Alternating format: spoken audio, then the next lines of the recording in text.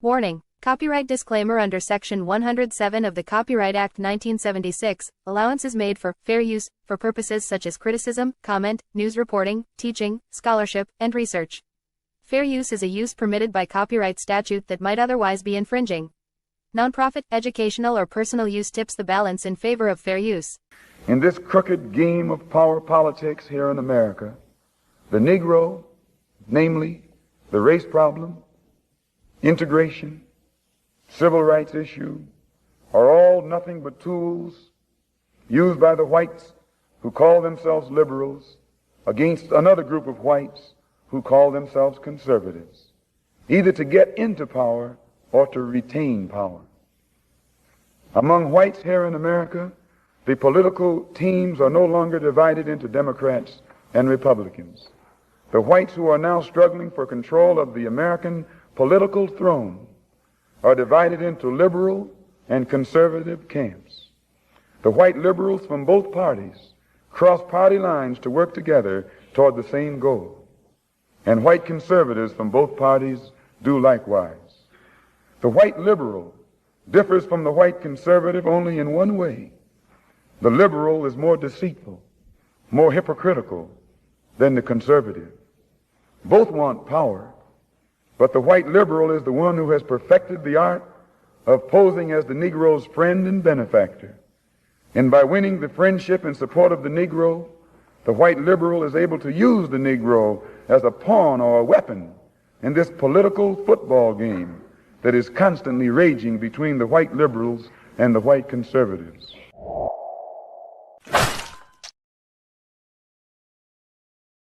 What it do, family and friends? Welcome back to the Church of Black Power. If you're not subscribed, go ahead, hit that subscribe button along with the notification bell so you can be notified whenever videos like this drop. Please make sure you're hitting that like and share button so we can beat up the algorithm. Make sure we get this message out to the ears that need to hear. And if you have not done so yet, please click that link in the description. Go to change.org and put your signature on the petition for reparations. And with that being said, family, welcome back to another late night news drop. I appreciate you all for being here, especially because these news drops are somewhat impromptu. But I want to thank you all for being here tonight because there's a couple of things that I want to go over. It won't be too long. I know everybody, has probably had a long day. I don't want to make it any longer, but I do want to make sure that I bring this information to you guys. So with that being said, let me give a shout out to everybody in the chat thus far.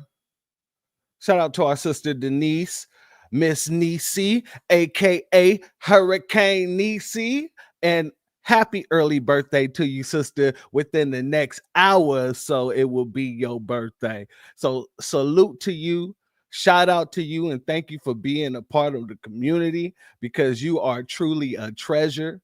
And I hope you have many, many, many more. Salute to our brother, Reparations Nation. Salute to our brother Drew Laston. Thank you for being here, family. Salute to our sister Black Spider. Thank you for being here to you. Thank you so much. And shalom to you as well, sister. Salute to our brother Casey Malone. Thank you for being here, my brother. Oh, and thank you for our brother Reef for being up in the building. Salute to you. All right, so let's get into this. So, family, in case you don't, I don't know why you wouldn't follow KG, but in case you don't follow Kid Gravity or you didn't see his live earlier today, I got to give a shout out to Kid Gravity. You know what I'm saying? Because he definitely called it. He's been saying it. If you've been following him for any amount of time, you've been hearing him say for a while now, as soon as the election over, Elon Musk was going to go off and he was going to go ahead and sell Twitter. And that's what he did, kind of, sort of. Well, he sold it. However, he sold it to partially himself.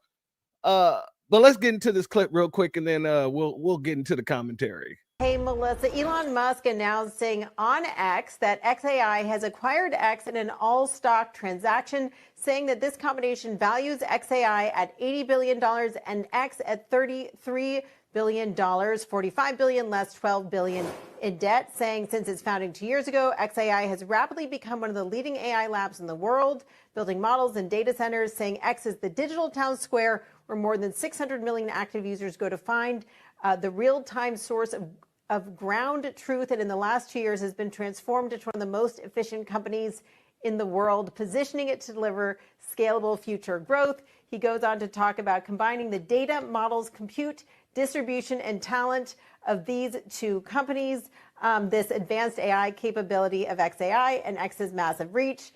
He says this will allow us to build a platform that actively accelerates human progress, and he thanks everyone for their support. Now, family, I found that to be very interesting, that he would go and sell his app, well, kind of sort of sell his app because he still owns 50% of the company that he sold the app to. And shout out to KG once again, because he had to remind me that the only difference now is that he's going to have to deal with a board. And when he deals with that board, it's going to be a little bit different, especially if they want to make money off the app, because of the fact that he didn't make any money off the app since he purchased the app. Apparently, he sold the app for $44 billion, which also included the debt. So after the debt is paid or whatnot, he'll come out with $33 billion. I guess that's $1 billion more than what he received, or excuse me, what he spent in 2021, I think it was, when he purchased the app. But my whole thing is this. I believe it's going to get very, very interesting. Here we go. Here go KG. Shout out to you, KG. Yeah, but I believe it's going to get very, very interesting.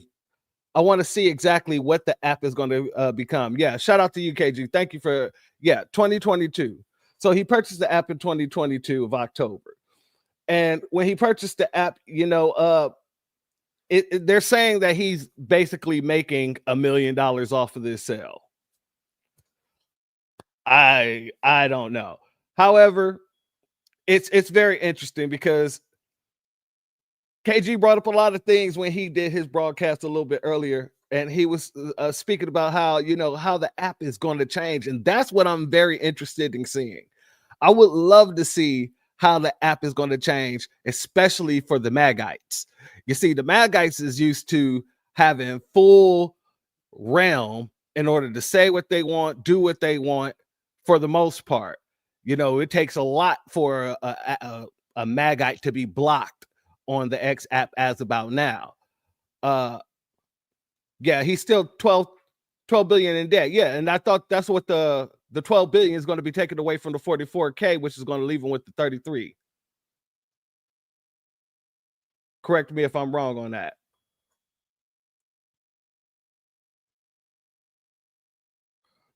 But I'm very interested in seeing how this goes for Elon. I want to see what happens with the app after Elon, because inevitably, I don't think that they're going to move him like immediately away from the app. I don't think they're going to do that. I think they're going to gradually remove him from the app, if anything. But I want to see the different reasonings that they use. Oh, he still has to erase that debt himself. Well, that's even worse because, he especially with the situation going on with his baby mamas, that is even worse. So now he's still got to hold on to that 12 million in debt, 12 billion, excuse me. Well, that is very unfortunate for him. But like you said, you saw it coming. Like I said, I got to give you a shout out for it because you've been saying it for, I don't know, almost 2 years now. As soon as the election was over, that Elon was going to get rid of that damn app. I want to see the fallback from all the Magites and all of the people, like you were saying earlier, all the people, and how they're going to handle all the blue checks, all the people who's been paying for the blue checks. Because I've been trying to stream on goddamn X for a while, and they basically told me in order for me to stream on X, I had to go and get a blue check, and I refused. I said, damn it, I'll just stream on YouTube, I'll stream on Rumble or wherever else, but I won't be streaming on X until, and lo and behold, almost just a little over a week later, this is happening. So I'll be very interested to see how they basically turn that around. I want to see, like KG, he said earlier, that the smartest thing for them to do is to make it a monthly subscription like how StreamYard is. And I'll be honest with you, I absolutely agree. I absolutely agree that they probably should do it that way. At least they'll be able to make a little bread right off the back, because there's so many people already who have these blue checks who are streaming, and they're already paying for that blue check.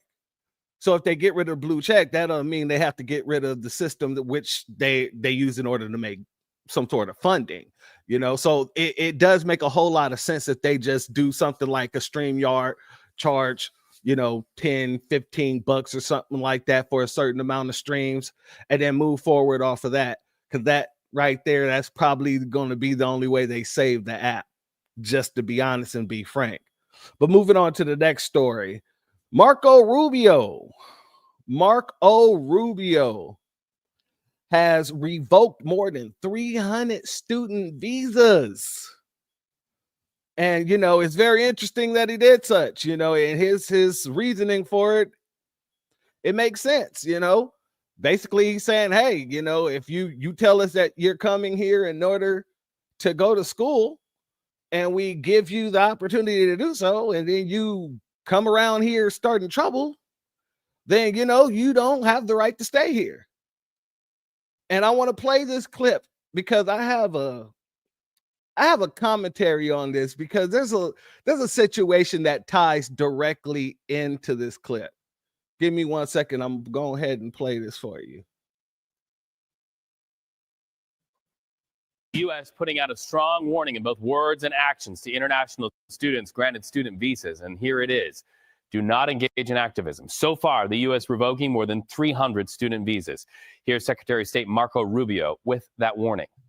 We gave you a visa to come and study and get a degree, not to become a social activist that tears up our university campus. I think it's crazy to invite students into your country that are coming onto your campus and destabilizing it.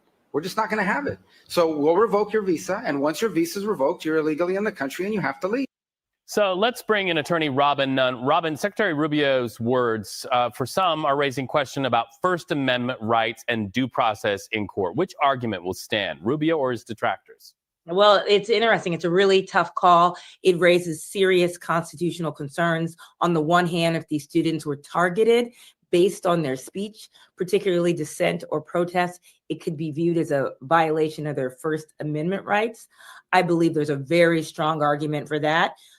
If revocations occurred without proper notice or the opportunity to respond, that's a classic due process issue. I think the courts are definitely going to get involved. I think they're likely to intervene. And I think this is going to become a broader policy pattern that we're going to see more of. And, you know, we've been told by Secretary of State Marco Rubio to expect more stories like this. He said it last week. We saw him deliver on that promise with the Trump administration. So let's just keep it really simple. When a person comes in on a student visa, do they enjoy the same free speech, First Amendment protections that I do as a natural-born U.S. citizen? I mean, I think that's an interesting question. They do obviously receive certain protections. Whether they are exactly the same as you as a natural-born citizen, you know, likely not the case. I think that there are different categories of visas and green cards and natural born, you know, individuals, and there are different protections for each. That doesn't, however, mean that they don't receive any protections, right? There is adequacy of evidence. There has to be jurisdiction. There have to be constitutional standards. This country is really based upon the principles of the Constitution, and all of those have to be upheld for anyone who is in this country. Before we continue, family, fun fact, there is no case law on the books that extends birthright citizenship to anyone outside of foundational Black American freedmen. There is literally no case law. Now, what these cases have done, they have extended the whole situation of due process in a way, right? But there is no specific case within any Supreme Court law, within any Supreme Court case that actually extends birthright citizenship beyond foundational Black Americans. And I found that very interesting because I've been looking for that case and I have not found it as of yet, if there is one that exists. But I'll let her continue. Oh, salute to our brother, Dark Titan. Thank you for being here, brother.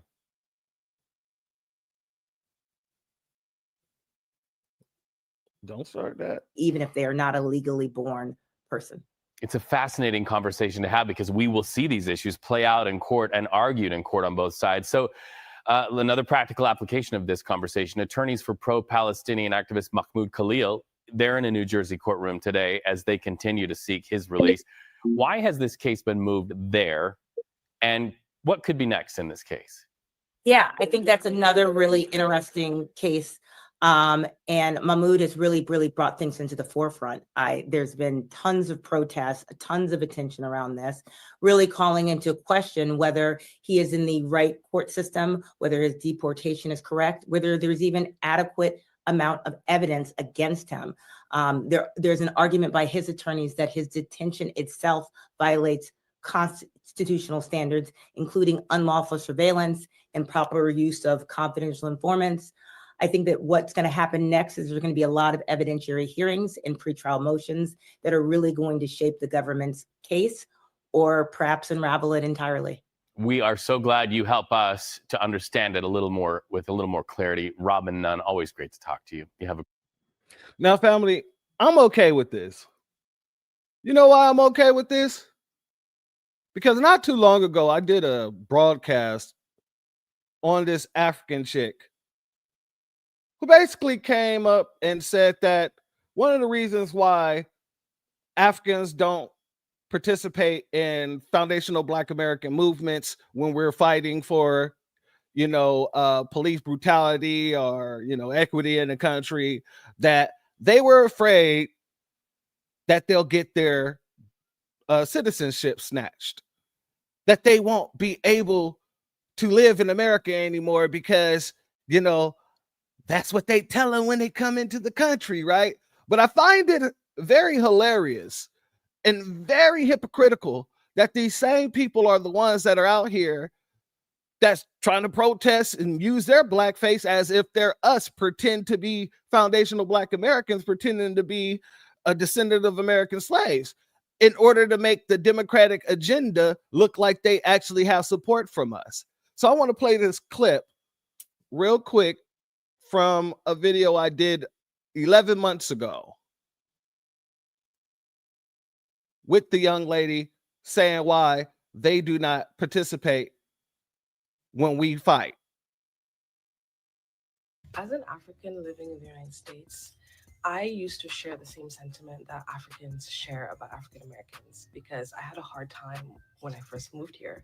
People used to always tell me, you're not Black enough, you're an Oreo, you're secretly white on the inside, as if I wasn't literally from Africa. But I now understand after living here for 8 years that Black in the United States is a very specific criteria, and anything outside of that just doesn't fit. But I want to help African Americans understand that Africans coming to the United States are immigrants, first and foremost. Then they are Nigerian or Senegalese or whatever country they're from. And then at some point, they are Black.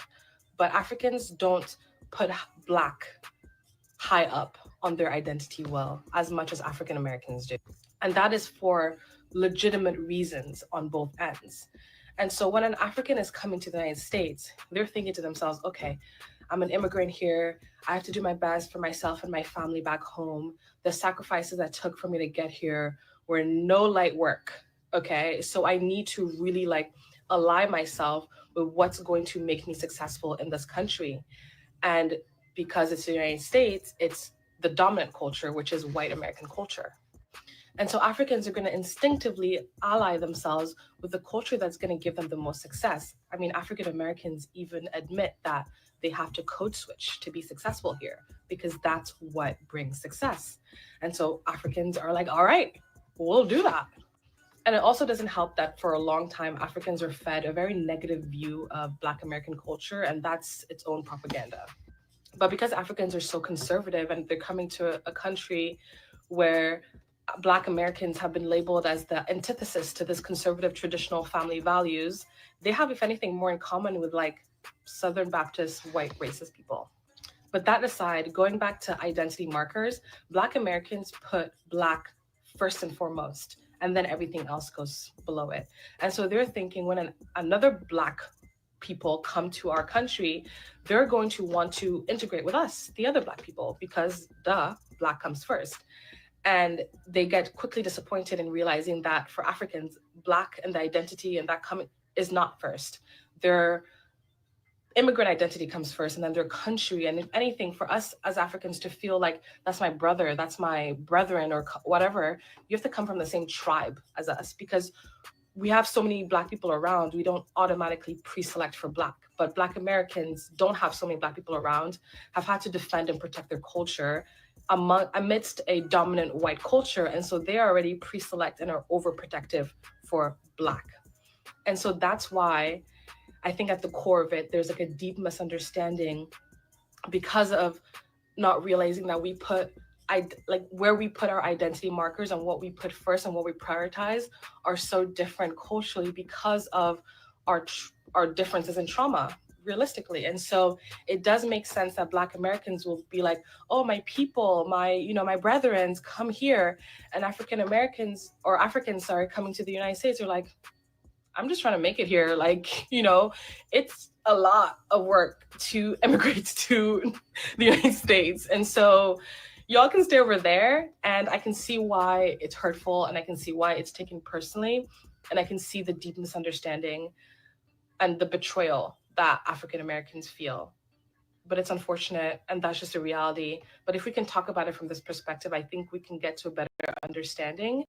But I also believe that Africans that spend enough time in the United States get to this compassion and understanding of the Black American community, because it is a very unique and specific set of circumstances for a culture to grow and to develop.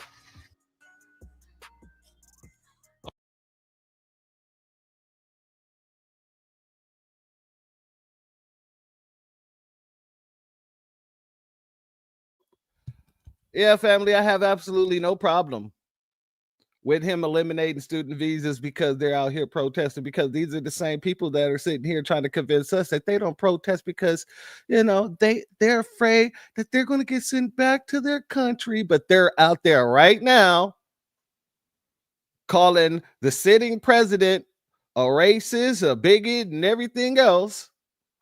And they're not even really citizens of this country. See, we're the only non-deportables. And so I wanted to play that clip for one reason and one reason only. People know exactly what they're doing until they get exposed. That's it. And that's all, family. Because these are the same people that are trying to convince us that we should, show a little grace to them because, they might get sent back to their own country. I want you to. I absolutely want you to get sent back to your home country. It might help your home country. It might help you. Because all you're doing here is you're basically hindering what foundational Black Americans are supposed to get.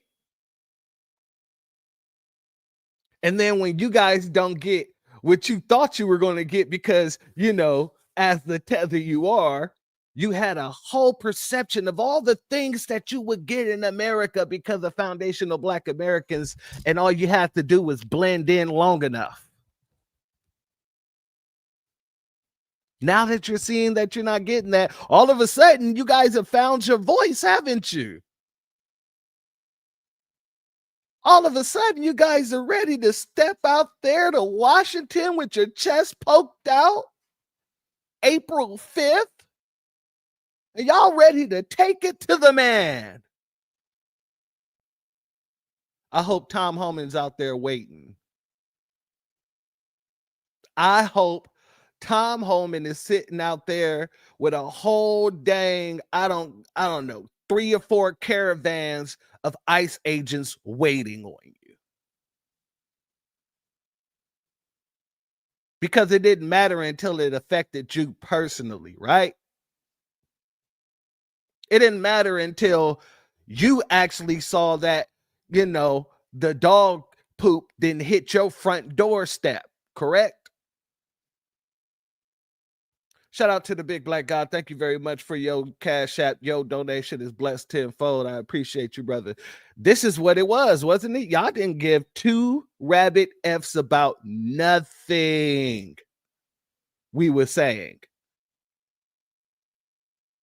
Y'all running around here right now using yourselves to talk bad about reparations so you can, show, white zaddy that you're a good little Negro.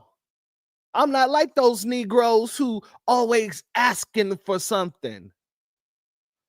I don't go out here stomping around with signs all the time because, white supremacy, that isn't really a thing. That is something that only exists in their minds because they're playing victim. And now all of this stuff is hitting your front doorstep.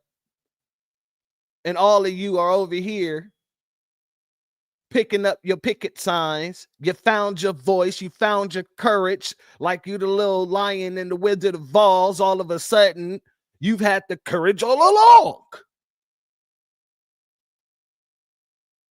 All of a damn sudden, you always had the courage. Well, good luck to you all out there. Because Foundation of Black Americans, we're sitting right on the couch with our feet up on the ottomans. We going ahead. I don't know about some watch football. Some play spades. Some play dominoes. Some play Yahtzee like my grandfather. He loved Yahtzee. That was one of his games. Some shoot dice. Whatever we're going to be doing, we're going to be sitting here just playing our game, sitting on the couch, eating our popcorn, watching, as Miss Niecy, Hurricane Niecy say best, the fuckery happen. And I'm going to keep it 100. I'm very happy that he decided, chess, exactly. Playing 2, 3, 4-dimensional chess on them. We're going to be sitting there right there playing Uno, Go Fish. Doesn't even matter. We're going to be playing something, playing the game. Because that's all they're doing. They're playing the game out there on on April 5th. Tonk, what you know about Tonk? Stop it. Stop it. That was my grandpa game too. But family, this is what we're going to be doing. Chilling. Because of people like her. Because of people like these Africans, these Caribbeans who come here and then pretend like, I would stand on your side and I would rep with you, but, I'm not black. I'm actually Jamaican, or I'm not black. I'm actually Ghanaian. I'm not black. I'm Nigerian. Now, all of a sudden, everybody's black. Oh, if I stand with you, they might send me home. They might send me home. You about those card games? You play rummy too? You out here rummying, Casey? Because I play a mean hand of rummy, bro. I'll tell you that right now. I was taught by some of the best. You dig what I'm saying when it comes to card games? You know what I mean? Any of the look, we might have to set that up, bro. We might have to set that up. But family, yeah. Like I said, this is why I have no problems with it. We've been seeing what these people have been saying about us, what they've been talking out of both sides of their neck. You got some people over here trying to convince us that, they just don't know any better. You got some people over there trying to convince us that they just trying to protect their status. But right now, we already, look, Casey, I'm already like right around the corner from you, man. I'm in Mo City. We can get this popping, bro. Shoot me a DM on Twitter, X, or whatever it's going to be called after the next couple of weeks or so. I don't know. We could set it up. God dang it. But yeah, family, these folks been knowing what they've been doing. And now they get exposed because Now that they care about something, something's being targeted that they care about. Now everybody want to dissipate. They want to get out into the streets. They want to raise their fist. They found their courage. You remember that TV show? This is for the millennials. Courage the Cowardly Dog. Courage was always scared of everything. Like it was always scared. He didn't want to face anything. You dig what I'm saying? And I'm gonna be honest with you. It wasn't until he had to find the courage that he found the courage. And that's usually when Miriam was taken or something happened to her. All of a sudden, he found the courage. Yeah, I know. I know, Black Spider. I apologize for that. This is a little younger reference, but you know, those who get it, they'll get it. You know what I'm saying? It was this little cartoon dog who was just always scared of everything. Fake ghost, all this stuff. And then, you know, I think there's the husband name was useless or Ulysses or something like that. You dig what I'm saying? And this dude would always scare the dog. And the dog always loses stuff. But when something really is going on in the town and she's really in danger, all of a sudden he finds his courage. And this is what these tethers be doing. They be sitting here acting like, well, we don't want to partake in certain things because, you know, we might get caught up, and we're told that if we get caught up doing these type of things, we can get deported. But yet, when they're talking about doing this little bull stuff march, April 5th, everybody has found their courage all of a sudden. It's like we got to the end of the episode. Same thing with Scooby-Doo. Scooby-Doo was a scary little dog. True or false? And it took him to, like, somebody that he cared about to get put in the situation for him to actually find some courage, or they had to give him some Scooby snacks. Same thing with tethers. You give them Scooby snacks, they find their courage. Something happens that they care about, they find their courage. But I digress, family. I didn't mean to spend a whole dialogue on that situation. I just find it very interesting. And that's one of the reasons why, like I said, I don't care. I don't care. I hope he get another 300 and send them home. I hope he get a whole 1,000. I hope he start hitting from campus to campus. I'm going to be 100 with you. I don't give a dang. Now, family, I want to go here. I want to give a shout out to our brother Black Alpha and his sister Queen Alpha, his Queen Alpha, sister Queen Alpha, because Black Alpha, he's on his way to go look at this situation, to be on scene for this situation. And I felt it only right, necessary to bring the situation to you guys to show what's going on. So apparently, the 11-year-old who's convicted for unaliving our young brother Noah Bush, believe he was an 8-year-old young brother, has been released from juvenile detention. Let's go here, family.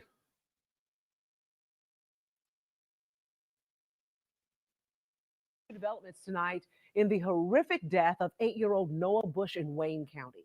He was drowned to death in a clay pit, and a 10 and 11-year-old who were responsible for killing him. They were sentenced to 2 years confinement back in August. Our Madeline Bierster sat down for an exclusive interview with Noah Bush's mother today. She joins us now live. Family, pause. They were sentenced to 2 years for unaliving this young brother. Let that be one of us doing anything violent like that. They're going to charge them as an adult. They're going to send them.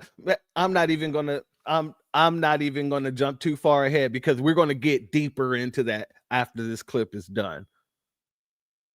Let's continue. In the studio after the 11-year-old has been released from the custody of the Department of Juvenile Justice. Madeline, what is the very latest on this case? How did this happen? Well, Don, we're learning now less than 7 months into that 2-year sentence, an 11-year-old who was convicted in connection with Noah's death has been released from the Department of Juvenile Justice. A letter addressed to Noah's mom and Noah, dated February 24th, informing them that the 11-year-old charged in Noah's killing has been released from DJJ after less than 7 months of his sentence. The blood is on their hands. Noah's mother says this is a slap in the face to what she calls an already unjust punishment of just 2 years for his death. Until my last breath, I will always fight for justice for Noah. It was 186 days to be exact from when those two boys were arrested till when this child was released. According to the family, they do believe the 10-year-old was released as well. The DJJ said they cannot confirm or deny that because of juvenile confidentiality. The DJJ also tells me since the two boys were sentenced to a 2-year commitment, that can mean in custody in a facility or out in the community. I was told that they would be gone for at least 2 years. It's been less than a year. My son hasn't been buried an entire year, and his killer is already out just walking the streets, living a normal life as if nothing ever happened. How many times have we seen that happen, family? Like they ain't even served no time and they're getting released. As Torian Rain says, Operation Protect the White Boy. The Wayne County Sheriff tells me they weren't aware that these two kids were released either until one of their deputies saw the 11-year-old at a family member's house. Wayne County and the state of Georgia truly failed my family. Wait a second. So they didn't even know the kid was released. They had to see this kid at his family member's house for them to know that this child was released. Isn't there a freaking... Hold on. I have to look into this because I could have swore there was some sort of law that states that anytime anybody's released, the family of the victim must be notified, especially on an early release. Anything that's earlier than a year or so, like that, something like that. What state is this? I'm gonna have to check into that, family, because that makes absolutely no damn sense. That they were not notified. So they just thought that they were going to release this kid basically on the hush hush. Yeah, this is in Georgia, but what city is this in, Casey, if you don't mind?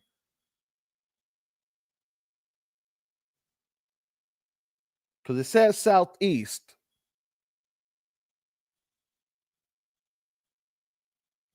Let's continue. This is not justice. I feel like more time should have been given to these juveniles, and I do believe that at least one of the two will most definitely reoffend. I reached out to the Wayne County School Superintendent to ask if these two boys would be allowed back into the school system. Superintendent Tony Williams told me, quote, "We follow state law." I asked several follow-up questions and was still told the same answer repeatedly. We follow state law. The laws we have to educate students. I am in fear for other people's children if they are released back into the school system. I know there are a lot of other parents that are outraged and they're worried. So basically, yes, they're going to be educating these students. They're going to be putting them back into the same dang schools, the same school system that they went and unalived a young 8-year-old boy in. Anytime they say we're going to follow the law, y'all didn't follow the law when y'all sent this boy away. When y'all sent him to jail, y'all was supposed to put him all the way under the law. He should have been charged as an adult, and he should have been sent to big boy jail because what he did was a hate crime. If I'm wrong, then let me know. But all of a sudden, they go ahead and let him out on a hush hush. They let him out on a hush-hush.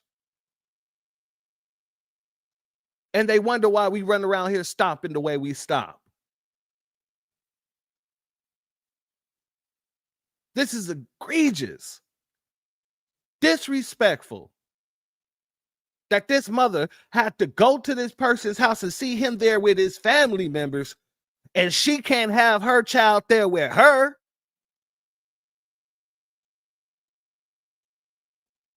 Her child is gone. She won't see her child until the next lifetime. And this child is sitting at home, chilling with his family. Nah, he should have been sent all the way upriver if they wanted to follow the law. That makes absolutely no damn sense.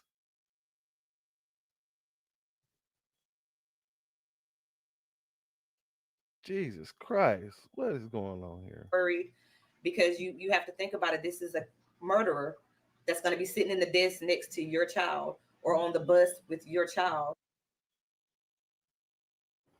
The 11-year-old was released, all while a restitution hearing for Noah's family is still set for this Thursday. A school board meeting just began at 6 o'clock, and Noah's family, along with many supporters, are expected to show up and demand answers as to if these two boys will be sitting next to their children in the coming days. Reporting live in studio, Madeline Bierster, WTOC News. God dang, excuse me on that, family. Yeah, salute to our brother Black Alpha. I appreciate him for being out there. I'm sure he's going to give us more information once he hits the grounds over there, put the boots on the ground and get the ground running like it's supposed to. But family, it's very just, there is no reason that anybody should think that they can play the oppression Olympics with us. Not none. And for everybody who think they can, we need to just flip them the bird and cuss them out every single time and let them know piece by piece by piece how this damn country has been set up to protect them in every manner of the justice system, in every manner of the dang labor system, in every manner of government. You are protected overall. Tariq Nasheed calls it that, what, $1 billion worth of protection. Toria Reigns called it Operation Protect the White Boy. But these folks are out here, they're protected. I don't want to hear none of this, oh, we all struggle. They're coming after all of us. I'm doing a broadcast on that tomorrow, as a matter of fact. It's going to be a pre-record, but I'm definitely doing a broadcast on that. The whole we need to come together nonsense. Because the fact of the matter is, ain't no coming together with these people. Everything that they're talking about in the oppressive system, in this oppressive system, excuse me, it's been something that they decided to do because they didn't like black folk. The healthcare system is because they didn't like black folk. The credit systems, because they didn't like black folk. College tuition, because they didn't like black folk. The trade schools are gone because they didn't like black folk. The list goes on and on and on and on. So no, it ain't no area for us to all come together and just get along. Because the reason this country is so messed up is because these folks hate us so much.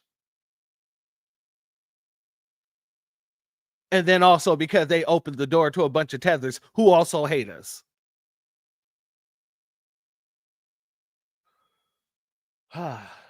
Family, I want to go here. This is why I get so pissed off by what I just saw. I'm going to play a short clip of this.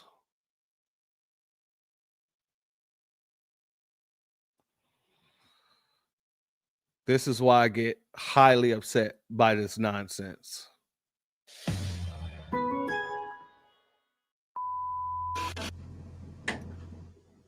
Good evening. Good evening.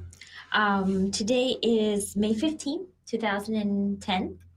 The time is now about 7:47 in the evening. I just need to get my story out. And you are Mr. Khalif Browder, is that correct? Yes. I was going home from a party. 911 operator 1719, where's emergency? Two male black guys, they took my brother book bag. There was a guy saying that I robbed him.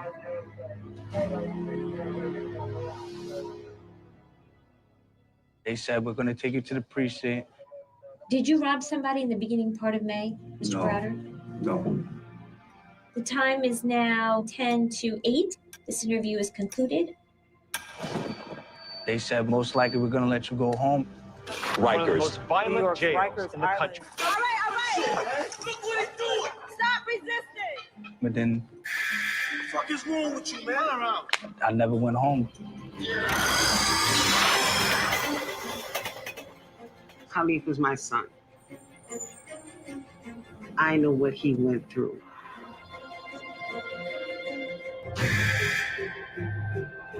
I went through a lot with him. I felt like I was done wrong. I felt like something needed to be done about this. If I just say that I did it, nothing's going to be done about it. I didn't do it. No justice is served. Nobody hears nothing at all. I had to fight. You want me to walk away like it's okay? It's not okay. I lost my childhood. I lost my happiness. They've destroyed my life, my family's life. 911 emergency. Ma'am? This is supposed to be the greatest city in the world. And we're supposed to trust in this justice system. Where's the justice?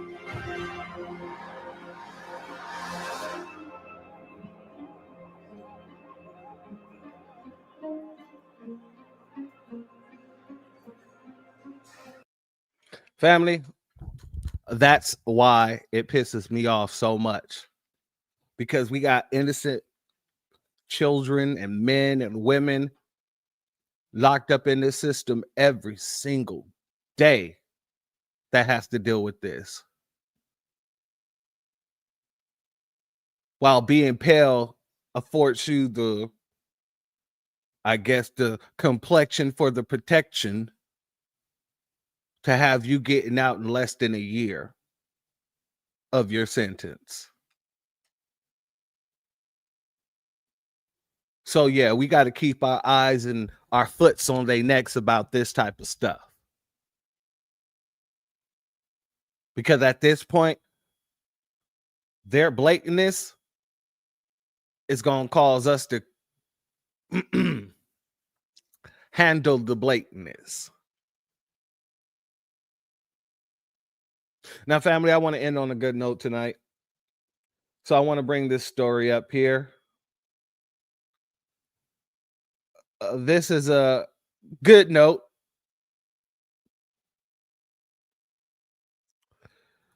Let's go here.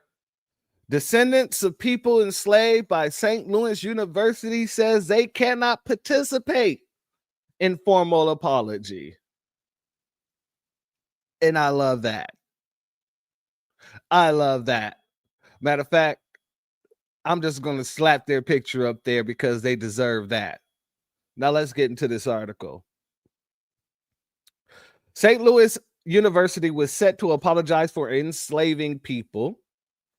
Hours before the ceremony, a group of the descendants of Black people the school enslaved backed out, citing concerns that the years long, I don't know why they put that word together for some reason. The years-long reconciliation process ultimately felt too symbolic. Do you doubt that our message is getting out there, family? They felt that it was too symbolic. We had no choice but not to participate in this today. said Robin Proudy,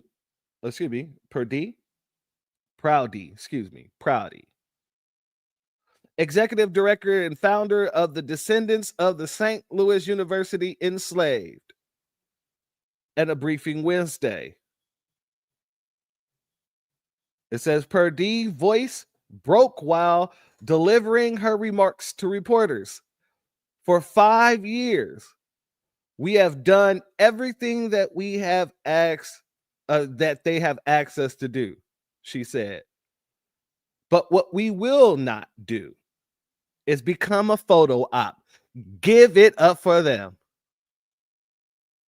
I need to get an applause. I'm going to put an applause sound on here because they need an applause for that.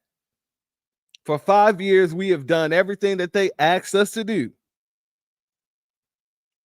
But what we will not do is become a photo op so that they can parade us around and act like we are in alignment with what they are doing. Shout out to that sister right there. Proudy is a descendant from Henrietta Mills, who was enslaved by Jesuits in St. Louis some 165 years ago. She was hopeful after years of collaborating with the university on what repair and reconciliation would look like. She told PBS News that the descendants pulled out after learning that the board approved an approach to move forward that completely took reparations off of the table. The school, Proudy said, planned to commit to an apology, a monument, and a report. So, family, let's give it up for the family who said, nah. We've been talking about reparations. We've been talking about compensation. And you want us to show up for a simple photo op? Nah, buddy, we ain't gonna be able to do it. We ain't gonna be able to do it. We don't care about no apology. You want to apologize? Apologize to our bank accounts. We're not going to be used for your photo ops. You want a photo op? Cut the check and then hand me the check and take a picture. That'll be the photo op.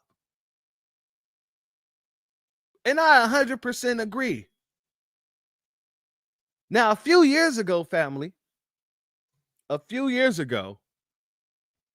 you know, people wasn't talking like this. People was just happy to get a little recognition, to have their name called, and to be on the stage with all these folks pretending that they gave a damn about us. Now, all that is turned around. We've seen a complete 180. A complete 180. And I'm very happy. I'm very happy to see that. And I hope that it carries on, it reverberates throughout the whole FBA community that have family that's been enslaved by these universities. I hope that they stand on their square just like this family and say, no, apology isn't enough. I need cash payments. See, that cash payments has gotten into the lexicon. And we ain't going to change the verbiage now. Oh, they don't like the fact that we are running the yard when it comes to the verbiage.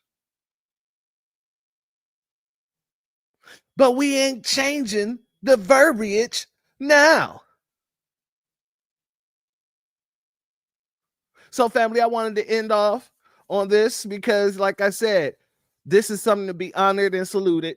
So I wanted to make sure you guys knew about this. But before we get up out of here, if you're not subscribed, go ahead and hit that subscribe button along with the notification bell so you can be notified whenever videos like this drop. Please make sure you're hitting that like and share button so we can beat up the algorithm. Make sure we get this message out to the ears that need to hear. And if you have not done so yet, please click that link in the description. Go to change.org and put your signature on the petition for reparations. Before we go, salute to our sister Aquarius Mind, and thank you for popping in. Before we go, Miss Niecy, Hurricane Niecy, it's your birthday. It's your birthday.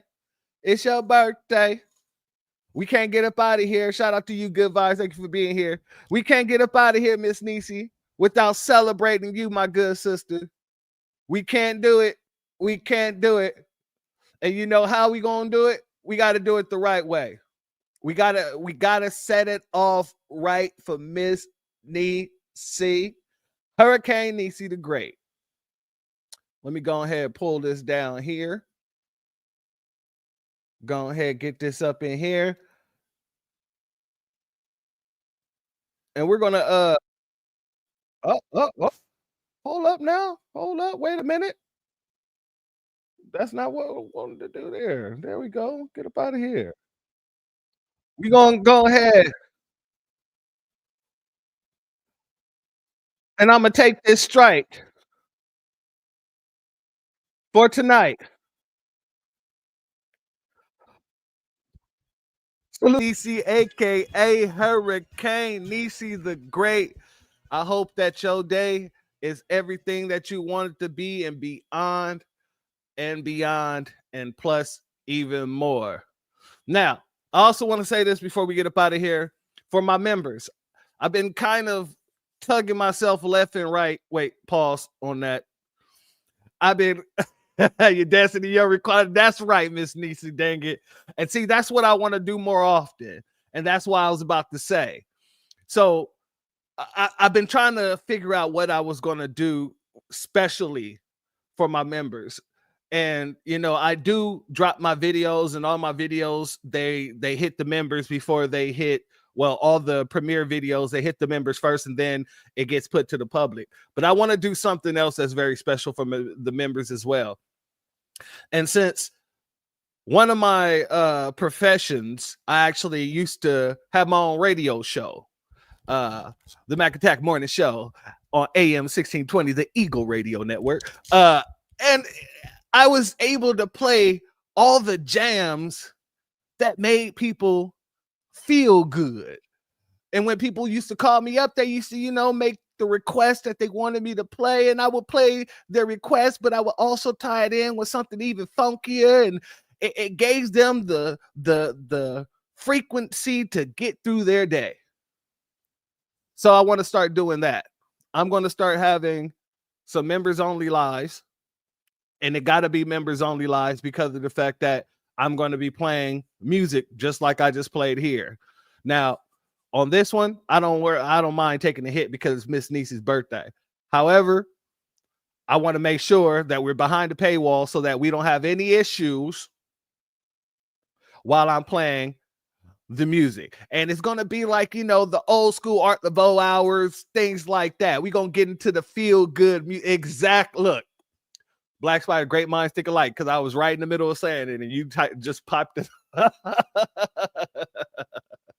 But look, it's not like you got to pay a lot anyway. You know, my membership is like $5.99 or whatever. But for those who aren't members, you know, I would, you know, maybe we'll find a something else we can do for people who are not members to where we can do like a playlist of music and things like that. Maybe we'll do it on Rumble every so often or whatnot. But for my members, I want to make this a weekly thing where it's a night that you guys pick that we can, you know, just chill out. You can grab your wine if you drink wine. And then I just go into the goldenness of who we are. And I want to give a shout out to our brother Dewan B too, because he's partially the reason why I came up with this, because of the fact that I was listening to a space with him the other day. Well, not a space, excuse me. I was listening to one of his videos the other day, and he really put it on my heart that we need to really get back to that type of music, right? That feel good music, at least at the end of the day. You know, there's a lot of stuff going on in the world, especially within these United States of America.